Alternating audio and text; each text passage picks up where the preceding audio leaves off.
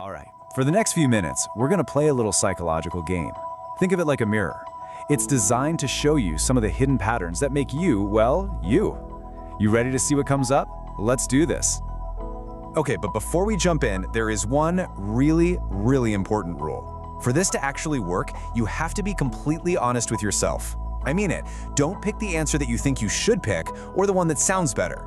Choose the one that feels true in your gut. That's the only way you'll get a real result. Ready? All right, ready?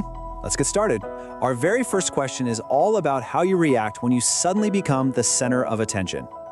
So, picture this. You walk into a room, maybe it's filled with friends or coworkers, and just as you step in, all the chatter just stops. Dead silence. What is that immediate first thought that flashes through your mind? Here are your options. Is it A? They were definitely just talking about me. B? Something serious must have been going on. Or is it C? Whatever, I don't care, it's got nothing to do with me. Take 5 seconds, listen to that gut feeling, and lock in your answer. Okay, time's up. So what does your choice actually mean? Well, if you picked A, it suggests you're incredibly self-aware. The flip side is, you might also overthink social situations and have a deep-seated fear of being judged. If you went with B, you're probably a logical thinker. You rationalize things before you let emotions take over, which is a fantastic skill for staying objective. And if you chose C, you're either extremely confident in who you are, or you're very good at emotionally detaching to protect your own peace of mind. Okay, let's keep this moving. Question number 2 digs into how we handle success, but not our own, someone else's. Think about one of your closest friends. Now, imagine they call you with amazing news. They got a huge promotion or achieved a lifelong dream.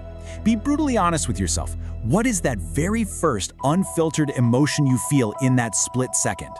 Are you feeling A, just pure, genuine happiness for them? B, you're happy for them, but there's that little pang of comparison, that voice asking, what about me? Or C, it lights a fire under you, making you want to compete even harder. Take another 5 seconds. What's the real answer? You know, this one really gets to the heart of how secure we are in ourselves. If you chose A, that points to a really secure personality. You aren't threatened when the people around you succeed. If you felt B, it might mean you tend to compare yourself to others a lot. Maybe even measure your own self-worth by what you've achieved externally. And if you chose C, well, you have a highly competitive mindset. For you, life is a race, which can be a huge motivator, but man, it can also be exhausting. Okay, we're at the halfway point. This next one, it's all about how you deal with that little bit of uncertainty in your relationships. We've all been here. You send a message to someone you care about, and then crickets. Hours go by, the read receipt is just sitting there. What's actually going on inside your head? Does your brain immediately jump to A, they're totally ignoring me? Or are you at B, you know what, they're probably just busy? Or do you go to C, fine, I'm done caring, I'll just match that energy? Be honest about what you actually do, not what you wish you did. Take a moment and pick one. Let's unpack this one. If you chose A, it could signal an underlying fear of abandonment, maybe a need for a little extra reassurance in your relationships. Choosing B? That's really the hallmark of an emotionally stable, balanced outlook. But C? Oh, that's a defense mechanism kicking in, and it's fast. It shows you move to protect your ego very quickly because you can't stand feeling undervalued or like you're not in control. Okay, for question 4, we're gonna shift gears. We've been talking about other people, now let's talk about being alone with you. Picture it. For a full 24 hours, you've got no phone, no internet, no TV, no distractions, nothing. It's just you and your own thoughts. Once you get past that initial shock, how does that silence genuinely make you feel? Are you A, anxious and restless, just dying for something to do? B, you feel calm, but let's be real, you're pretty bored. Or C, do you actually feel peaceful, clear-headed? This one's a biggie, so I want you to take a little longer. Let's say 7 seconds. Really try to imagine that feeling. Go. This one says so much about our relationship with ourselves in this crazy, distracted world. If you answered A, it might mean you use distraction as a way to escape your own thoughts. You're not super comfortable with total silence. B points to a balanced mind for sure, but one that still kind of depends on outside stimulation to feel engaged. And C, that suggests you have a strong inner world. You are genuinely comfortable just being alone with yourself. Okay, here we are, the final question. And I'm gonna be honest, this one goes a little deeper than the rest. It gets right to the heart of our biggest social fears. So this is going to require you to be really vulnerable for a second. Imagine people are talking about you when you're not in the room, and they're being completely 100% honest. What is the one thing you would be most terrified to hear them say? Is your absolute biggest fear A, that they don't respect you, B, that they just flat out don't like you, or is it C, that they don't think you're important, that you're just forgettable?